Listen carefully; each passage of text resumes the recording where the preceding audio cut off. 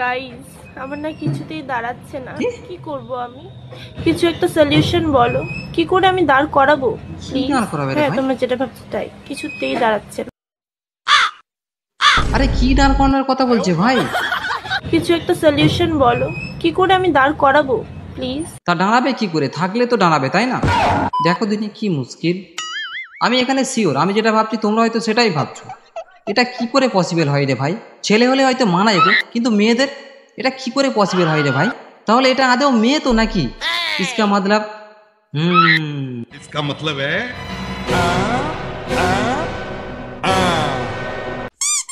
আমার কাছে আসো, দাঁড়িয়ে যাবে। আচ্ছা, এই ব্যাপার। তোমার থাকলে তো দাঁড় করাবে। আরে সেটাই তো ভাই, একে কেউ বোঝাও যে এটা পসিবল নয়। সঠিক বলেছেন। দাদু হসপিটালে মৃত্যুর সাথে লড়াই করছে, তাই ভাবলাম একবার শেষবারের মতো দেখে আসি। আসলে বেশ কিছুদিন ধরে দাদু অসুস্থ থাকায় দাদুকে হসপিটালে ভর্তি করতে হয়েছিল। এই মেরেছে রে। এ আদৌ দাদুকে হসপিটালে দেখতে যাচ্ছে তো, নাকি বয়ফ্রেন্ডের সাথে পার্কে এইসব করতে যাচ্ছে? না মানে হসপিটালে এইভাবে মেকআপ করে কে যায় ভাই? কুছ ভি আমার তো মনে হয় এর দাদুর সাথে সাথে একেও হসপিটালে অ্যাডমিট করা দরকার ছিল। না মানে দেখো দেখো করছে, দেখো। ওরে ওরে, একে কেউ থামা রে বাবা, নাহলে একে দেখেও দাদু আজ ফটো তুলবে শিওর। আর সেটা আমি চাই না বস, প্লিজ একে কেউ থামাও, নাহলে সাবধানে হাঁটি, দুর্ঘটনা ঘাটি। তোর দাদু তোর ফ্যাশন দেখে চিন্তাতেই মরে যাবে। উফ, এই গরমে কারোর ঘাম বের করে দিচ্ছে। উফ, আর এই গরমে কারোর ঘাম বের করে নিচ্ছে। ও তাই নাকি? তা কিভাবে ঘাম বের করে নিচ্ছে দেখি একবার। উফ, আর এই গরমে কারোর ঘাম বের করে। ও আচ্ছা আচ্ছা, থাক থাক, আর দেখানোর দরকার নেই, এবার বুঝে গেছি। বাপ রে বাপ। সব চিৎকার কষ্টের হয় না, কিছু চিৎকার মজারও হয়। এটা আমার কি ধরনের মজা রে ভাই? আলাদাই মজা মনে হচ্ছে। যেন মনে হচ্ছে পিছন থেকে কেউ একটা, যেটা ভাবছো ওটাই। এটা তো ঠাপের ওপর ঠাপ।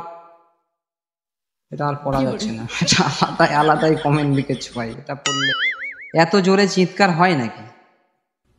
বৌদির হয়তো হয়, সেই জন্য, কারণ বৌদির লেভেলই আলাদা, সেই জন্যই তো এত জোরে চিৎকার হয়।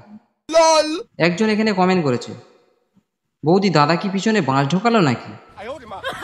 কিচ্ছু করার নেই, যেমন তুমি কন্টেন্ট বানাবে তেমন উপহারও পাবে, এটাই বাস্তব।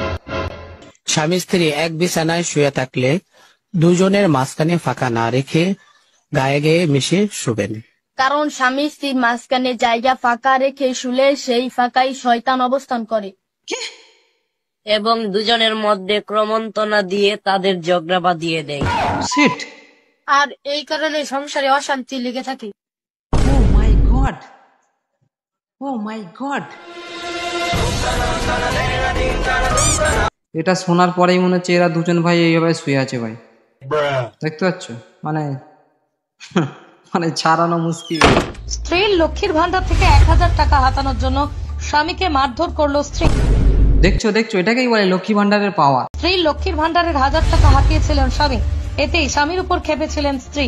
সোমবার বাড়িতে যেতেই স্বামীকে গালাগালি করে শুরু করে, হাতাহাতি শুরু করেন।